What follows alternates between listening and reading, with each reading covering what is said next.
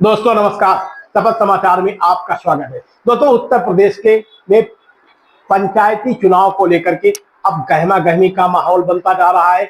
सभी राजनीतिक दलों के द्वारा तैयारियां शुरू कर दी गई हैं। आज हम आपको दो खबरें महत्वपूर्ण बताने जा रहे हैं कि मौजूदा समय में ग्राम प्रधानों एवं जिला पंचायत सदस्यों के साथ साथ ब्लॉक प्रमुखों के चुनाव को लेकर के समाजवादी पार्टी के द्वारा क्या तैयारियां की जा रही हैं। मौजूदा समय में प्रदेश में समाजवादी पार्टी मुख्य विपक्षी दल की भूमिका में है, साथ में निर्वाचन कार्यालय द्वारा किस तरीके से तैयारियां की जा रही हैं। तो दोस्तों आप खबर कहां से देख रहे हैं, कमेंट बॉक्स में ये जरूर लिखिएगा। हमारी खबर अच्छी लगे तो लाइक करिएगा, साथ में कमेंट भी करिएगा और अपने दोस्तों को भी शेयर करिएगा। दोस्तों मौजूदा समय में सबसे पहले निर्वाचन आयोग की बात बता देते हैं।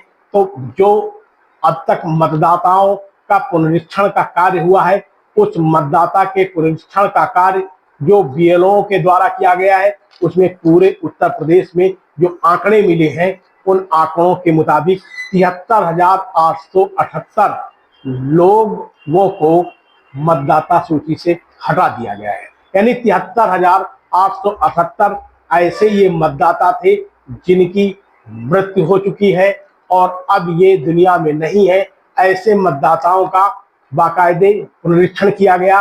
पुनरीक्षण करने के बाद जो संशोधित सूची तैयार हुई है, उसमें से ये 73,878 मतदाताओं को मतदाता सूची से बाहर कर दिया गया है। हालांकि इससे कहीं अधिक जो नवोदित मतदाता हैं यानी नए मतदाता हैं, उनके जुड़ने की संख्या बढ़ गई है। इसके साथ साथ उत्तर प्रदेश में मतदाता सूची का पुनरीक्षण का जो अंतिम प्रकाशन है वो 15 जनवरी को पूरा कर दिया जाएगा, उसको सार्वजनिक कर दिया जाएगा।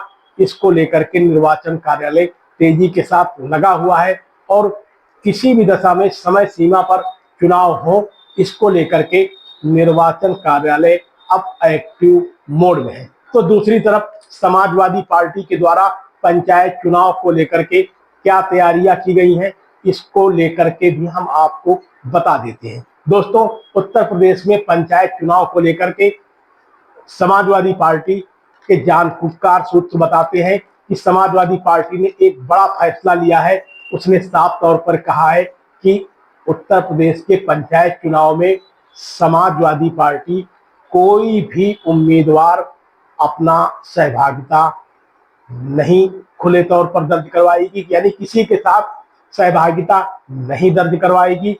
जो भी कार्यकर्ता हैं, जो भी पदाधिकारी हैं, वो सेल्फ मोड पर चुनाव लड़ेंगे। पार्टी का साफ तौर पर मानना है कि आने वाले 2027 के पहले पंचायत का चुनाव है और ये पंचायत का चुनाव विवाद का कारण बन सकता है, जिसमें से 2027 के चुनाव में जो विधायक के उम्मीदवार होंगे उन्हें आंतरिक कलह झेलनी पड़ेगी। इसलिए पंचायत के चुनाव में समाजवादी पार्टी के जितने भी जिले स्तर के बड़े नेता हैं, प्रभावशाली नेता हैं, यानी सांसद हैं, विधायक हैं, पूर्व विधायक हैं, यानी जो भी समाजवादी पार्टी के प्रभावशाली नेता हैं, उनको पंचायत चुनाव से फिलहाल दूर रहने की बात कही गई है। साथ में यह भी कहा गया है कि वो किसी भी तरीके का कोई भी कैंडिडेट नहीं उतारेंगे, बल्कि कैंडिडेटों को न उतारने के साथ साथ यह भी पार्टी ने कहा है कि कार्यकर्ता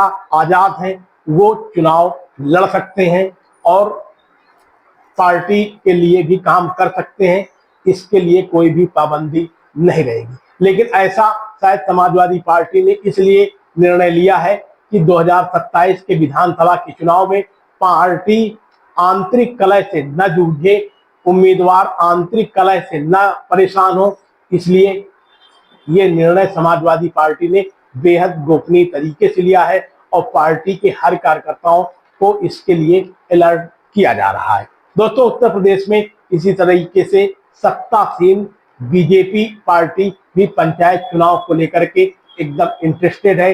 बीजेपी ने पूरे तरीके से पंचायत चुनाव में युवाओं के बीच में अपना फोकस किया है और युवाओं को विभिन्न कार्यक्रमों के जरिए, चाहे खेल कूद का कार्यक्रम हो या युवा प्रोत्साहन का कार्यक्रम हो या फिर NYK के थ्रू का कार्यक्रम हो यानी किसी भी तरीके से पंचायत के चुनाव में पार्टी ने युवाओं पर विशेष फोकस कर रखा है और युवाओं के बीच में अवेयरनेस किए जाने को लेकर के भारतीय जनता पार्टी युवा मोर्चा, विद्यार्थी परिषद सहित जो भी युवाओं के विंग है पार्टी के या अनुसांघिक संगठनों के, उनको पूरे तरीके से सक्रिय कर दिया गया है।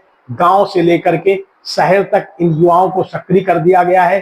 साथ में महिलाओं की टोली को भी सक्रिय कर दिया गया है कि पंचायत चुनाव में भारतीय जनता पार्टी के जो भी समर्थित उम्मीदवार हैं वो उम्मीदवार चुनाव जीतने का काम करें और इससे 2027 के चुनाव में जो विधानसभा का चुनाव होना है उसमें किसी तरीके का इसका फर्क न पड़े। फिलहाल इसके अलावा अभी तक बहुजन समाज पार्टी तो पहले से अपनी थीम उजागर कर चुकी थी। उसका साफ तौर पर कहना था कि पंचायत के चुनाव में नए लोगों को जोड़ा जाए और इन नए लोगों को जोड़ने के साथ साथ पंचायत के चुनाव में बहुजन समाज पार्टी के कार्यकर्ता बढ़ चढ़ के हिस्सेदारी लें। भले सिंबल न मिले, भले पार्टी का झंडा न लगाया जाए, लेकिन पार्टी का मानना है कि पंचायत का चुनाव विधानसभा का सेमीफाइनल होगा, इसलिए पार्टी कार्यकर्ताओं की तरफ से उनको कहा गया है। कांग्रेस की तरफ से अभी ऐसी कोई भी रणनीति उजागर नहीं हो रही है। कांग्रेस बिहार चुनाव पर फोकस दे रही है। वैसे भी उत्तर प्रदेश के में अधिकांश जिलों में कांग्रेस या तो कमजोर है या तो गुटों में बटी हुई है। फिलहाल आज की पंचायत चुनाव से संबंधित यही खबर है, यही ताजा अपडेट है। आप हमारी खबर कहां से देख रहे हैं, लाइक करिए, कमेंट करिए, साथ में चैनल को सब्सक्राइब जरूर करिए। आप देख रहे हैं शपथ समाचार।